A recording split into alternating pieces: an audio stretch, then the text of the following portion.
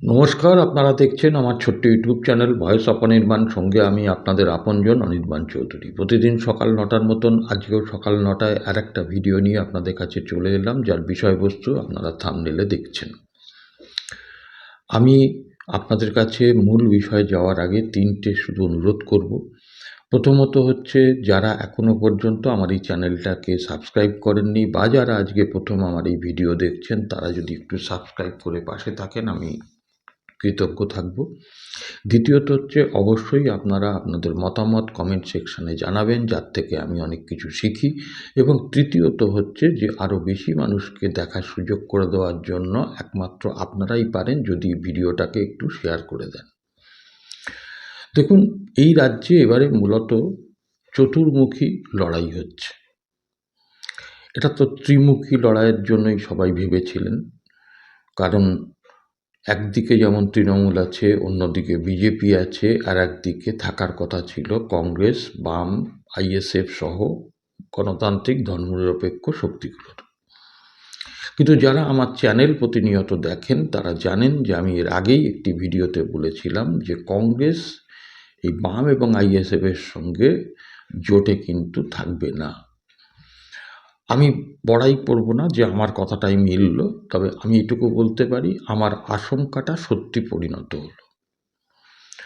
এখন ব্যাপারটা হচ্ছে যে কংগ্রেস এই যে জোটটা করল না, গতকাল অফিসিয়ালি জানিয়ে দিল তাদের প্রদেশ নেতৃত্বের সঙ্গে এআইসিসি নেতৃত্বের বৈঠকের পরে, যে বৈঠকে মূলত উপস্থিত ছিলেন অন্যান্য নেতৃত্বের সঙ্গে রাহুল গান্ধী এবং কংগ্রেস সভাপতি খাড়গেজি। এখন এই কংগ্রেস হঠাৎ করে 294টা কেন্দ্রে প্রার্থী দেওয়ার যে ঘোষণা করলো, এর পেছনে আমার কতগুলো কারণ মনে হয়েছে। আপনারা এই কারণগুলো শুনে আপনাদের মতামত জানাবেন। যদি অতিরিক্ত কিছু কারণ থাকে সেটাও জানাবেন, বা আমার কারণগুলো যদি কোনো কারণে ভুল হয়ে থাকে সেটাও জানাবেন। দেখুন, এই রাজ্যে কংগ্রেস আলাদা লড়ার পেছনে মূলত কারণ হচ্ছে প্রায় সমসাময়িক সময় কেরলেও নির্বাচন হচ্ছে। কেরলে যুযুধান দুটো পক্ষ, একদিকে সিপিআইএম, অন্যদিকে কংগ্রেস। কেরলে সাধারণত 5 বছর অন্তর ক্ষমতার হস্তান্তর হয়, মানে বদল হয়। এবারে কেরলে গত দুটো টার্ম সিপিএম নেতৃত্বাধীন এলডিএফ তারা ক্ষমতায় আছে। এবার সাম্প্রতিককালে কেরল যে পঞ্চায়েত এবং পৌরসভা নির্বাচন হয়েছে তাতে কংগ্রেস নেতৃত্বাধীন ইউডিএফ ভালো ফলাফল করেছে। এখন কেরলে কংগ্রেস যেহেতু এবারে ক্ষমতায় আসার একটা সম্ভাবনা আছে, তাই এই রাজ্যে সিপিআইএমের সঙ্গে জোট করে কংগ্রেস কেরলে কোনো প্রশ্নের মুখে দাঁড়াতে চাইছে না। এটা গেল প্রথম কথা। এবং আমি খুব বিশ্বস্ত সূত্র থেকে যেটা জেনেছি, অধীর চৌধুরীকে অনুরোধ করেছেন এই জোটের ক্ষেত্রে যেন কোনো ভূমিকা না নেন, সেটা হচ্ছে কেসি বেণুগোপাল। এখন কেসি বেণুগোপাল রাহুল গান্ধীর খুব ঘনিষ্ঠ এবং কেরলে উনি হচ্ছেন প্রজেক্টেড চিফ মিনিস্টার। তাই কেরলে কংগ্রেসের যে ক্ষমতায় আসার একটা চিন্তা, তাতে প্রধান মুখ হচ্ছেন কেসি বেণুগোপাল। তাই কেসি বেণুগোপাল স্বাভাবিকভাবেই অনুরোধ করেছিলেন অধীর চৌধুরীকে, কারণ এই রাজ্যে তৃণমূল এবং বিজেপির বিরুদ্ধে সরাসরি কথা বলেন অধীর চৌধুরী, তাদের সঙ্গে কোনো কম্প্রোমাইজ উনি করেন না।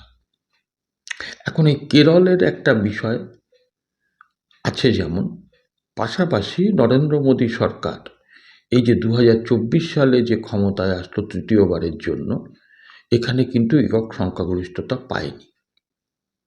একদিকে নীতিশ কুমার, অন্যদিকে চন্দ্রবাবু নাইডু, এই দুটো ক্র্যাচের ওপর দাঁড়িয়ে আছে মোদী সরকার। এবং এই পাল্টিবাজ নীতিশ কুমার বা হচ্ছে চন্দ্রবাবু নাইডু, এরা যে কোনো সময় যদি সমর্থন প্রত্যাহার করে নেয় তাহলে মোদী সরকারের ভবিষ্যৎটা অনিশ্চিত। এখন কংগ্রেস চাইছে যে মনে করছে আর কি, যে যদি এরা কেউ সমর্থন প্রত্যাহার করে নেয় তাহলে একমাত্র মোদী সরকারকে বাঁচাতে পারে সংখ্যার দিক থেকে যারা লোকসভায় কংগ্রেসের পরেই অবস্থানে আছে, সেটা হচ্ছে তৃণমূল কংগ্রেস। এখন এই তৃণমূল কংগ্রেস যদি মোদী সরকারকে সাপোর্ট দিয়ে দেয় পেছন থেকে, তাহলে সেক্ষেত্রে কিন্তু দিল্লির মসনদ দখলের ইচ্ছাটা কংগ্রেসের কাছে অপূর্ণ থাকবে। তাই তারা মমতা বন্দ্যোপাধ্যায়কে কোনো মতেই চটাতে চান না এবং মোদির থেকে দূরত্বে রাখার একটা চেষ্টা করছেন রাহুল গান্ধীরা। তার জন্য এই রাজ্যে যদি কংগ্রেস অধীর চৌধুরীর লাইন ধরে তৃণমূল এবং বিজেপির, বিশেষ করে তৃণমূলের কট্টর বিরোধিতা করেন, সেই ক্ষেত্রে কিন্তু কংগ্রেসের অসুবিধে আছে। তাই মমতা বন্দ্যোপাধ্যায়কে হাতে রাখা এটা একটা কারণ। তৃতীয়ত যেটা আমার মনে হয়েছে সেটা হচ্ছে কংগ্রেস সাধারণত যখন এর আগেও দেখা গেছে যে রাজ্যে ক্ষমতায় আসার ব্যাপারে তারা কিন্তু অতটা উদ্গ্রীব নয়। যেমন বিজেপি সমস্ত রাজ্য দখলের প্রশ্নে অত্যন্ত তৎপর, কংগ্রেস কিন্তু যেটা চায় সেটা হচ্ছে যে আমার কেন্দ্রে ক্ষমতায় থাকলেই হলো। আর এই ক্ষমতায় থাকার জন্য কংগ্রেস 29 সালকে পাখির চোখ করেছে যে 29 সালের লোকসভা নির্বাচনে তাদের নাম্বার দরকার। তাই এই রাজ্য থেকে তৃণমূলের সঙ্গে জোট করলে তারা মমতাকে একদিকে তাদের কাছেও রাখতে পারবে, পাশাপাশি এখান থেকে যে সিটগুলো বেরোবে সেই সিটটা কিন্তু রাহুল গান্ধীদের প্রধানমন্ত্রী হওয়ার প্রশ্নে অনেকটা সহায়ক হবে। এখন আমার মনে হয়েছে মূলত এই তিনটে কারণেই কংগ্রেস এইবারে কিন্তু জোটে গেল না। কিন্তু এটা ঠিক যে পশ্চিমবঙ্গের মানুষ কিন্তু একটা মোটামুটি সিদ্ধান্ত নিয়ে ফেলেছে যে এই রাজ্য থেকে এই তৃণমূলের মতন অপশক্তি যারা শাসনে আছে তাদেরকে ক্ষমতাচ্যুত করার।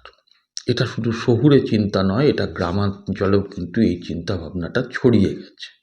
তাই কংগ্রেস যে কোনো মূল্যে 29 সালের লক্ষ্যে এখন থেকে তৃণমূলের সঙ্গে একটা সখ্যতা রাখার চেষ্টা করছে। আর একটা খবর আমি শুনেছি, আমি জানি না কতটা সত্যি, যে এই যে 294টা কেন্দ্রে দৃশ্যত লড়লেও কংগ্রেসের সঙ্গে তৃণমূল নেতৃত্বের একটা গোপন বোঝাপড়া হয়েছে, যার ফলে এখানে অন্তত 15টা আসনে তৃণমূল কংগ্রেস খুব দুর্বল প্রার্থী দেবে, অথবা তৃণমূল কংগ্রেস সেখানে কংগ্রেস প্রার্থীর পক্ষেই কর্মীদের ভোট দেওয়ার কথা বলবে। এখন সিপিআইএমের পক্ষে একটা সুবিধে হয়েছে, সেটা হচ্ছে সিপিআইএম মনে করে যে এই নির্বাচনগুলোতে কংগ্রেস তারা জোট করলেও সিপিএমকে ভোট দেয় না। আসলে সিপিএম এটাও মনে করে একটা অংশ যে 2011 সালে এই রাজ্যে সিপিএমকে হটিয়ে তৃণমূল যে ক্ষমতায় এলো তার পেছনে কংগ্রেসেরও অবদান কিন্তু অনেকটাই। কারণ কংগ্রেস এ সময় জোট করেছিল তৃণমূলের সঙ্গে, সরাসরি উদ্দেশ্য ছিল সিপিএমকে ক্ষমতাচ্যুত করার।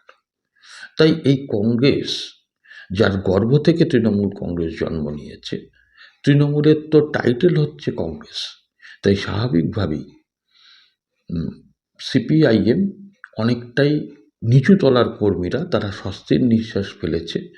আর আমিও বলি একজন সাধারণ নাগরিক হিসাবে আমার মনে হয়েছে যে এই যে জোটটা হচ্ছে না, তাতে কংগ্রেসের মূলত তো মালদা, মুর্শিদাবাদ এবং উত্তর দিনাজপুরের একটা অংশ, আর খুব ছোট ছোট অংশ দু জায়গায়, সেটা হচ্ছে বীরভূম এবং পুরুলিয়া। এর বাইরে কংগ্রেসের কিন্তু ভোট পাওয়ার প্রার্থী হয়তো পেয়ে যাবে, কারণ তৃণমূল অনেক ক্ষেত্রে হয়তো প্রার্থী সাপ্লাই করবে। কিন্তু কংগ্রেসের কিন্তু এর বাইরে নোটার সঙ্গেই লড়াই করতে হবে বলে আমার মনে হয়। আর যদি অধীর চৌধুরীকে মুখ করে লড়ার কথা যেটা শুভঙ্কর সরকার বলেছেন সেটা যদি করে, আদপে যদি এআইসিসি নেতৃত্ব অধীর চৌধুরীকে এখানে মুখ করে লড়াই করে, তাহলে হয়তো মালদায় কয়েকটা আসনে কংগ্রেস লড়াইয়ের জায়গায় থাকবে। আর সিপিআইএম যারা কর্মী তারাও এখন থেকে যেটা শুনলাম যে একেবারে মাটিতে নেবে, তারা কিন্তু নিজেদের মতন করে শরিকদের সঙ্গে আসন সমঝোতা করে তারা নিজেদের লড়াইয়ের ক্ষেত্রটাকে প্রস্তুত করবে। তাই একেবারে পরিষ্কার হয়ে যাবে, দুধ কা দুধ পানি কা পানি, যে কংগ্রেস আজকে দক্ষিণ মালদা জিতে তারা বলছে আমাদের শক্তি জিতেছি, সিপিএম বলছে আমাদেরও ভোট আছে, তোমরা এজেন্ট দিতে পারোনি, আমরা এজেন্ট দিয়েছি, দেয়াল লিখেছি, রাত জেগেছি, মার খেয়েছি। তাই এইবারে অন্তত পক্ষে এটা বুঝে নেওয়া দরকার যে প্রকৃতপক্ষে শক্তিটা কার কতটা আছে। আমার বক্তব্য আমি এখানে শেষ করছি। আপনাদের মতামত আপনারা কমেন্ট সেকশানে জানাবেন। আজকে এটুকুই, আবার দেখা হবে পরবর্তী এপিসোডে। নমস্কার।